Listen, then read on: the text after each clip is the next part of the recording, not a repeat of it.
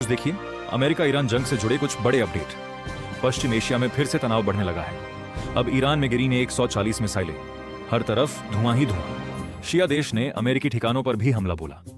America एक बार फिर से ईरान पर हमले तेज करने लग गया है। तो जवाब में ईरान ने भी मिडिल ईस्ट के 6 देशों पर हमला किया। अमेरिका के अटैक के जवाब में ये ईरान की भी कार्यवाही देखने को मिली, क्योंकि इससे पहले यूएस यानी अमेरिका ने ईरान के तकरीबन 140 ठिकानों पर बम गिराए थे।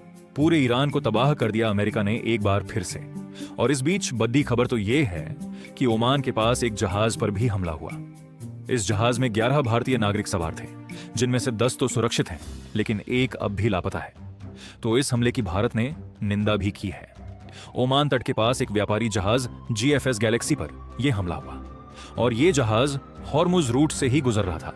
तभी इस पर ईरान ने हमला किया। तो भारत के विदेश मंत्रालय ने इस हमले की कड़ी निंदा की। एक भारतीय अभी भी लापता है। और इस बीच बड़ी खबर देखिए कि हॉर्मुज पर ईरान का नियंत्रण नहीं है।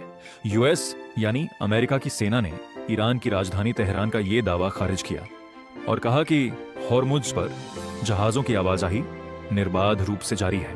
न सिर्फ ईरान का बल्कि हॉर्मुज के पास अब अमेरिका का भी एक बड़ा हमला देखने को मिला।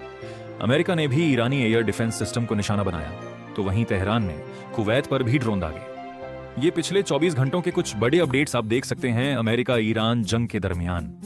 ईरान के नए सुप्रीम लीडर ने धमकी भी दी है अमेरिका को कि हम पिता की मौत का बदला लेंगे। और एक रिपोर्ट में तो यह भी बड़ा दावा किया जा रहा है कि ईरान ने अपने परमाणु ठिकानों को भी दोबारा बनाना शुरू कर दिया है।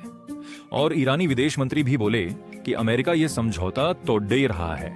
तो वहीं डोनाल्ड ट्रंप ने भी ईरान को अब तक के सबसे बड़े हमले की चेतावनी दी है।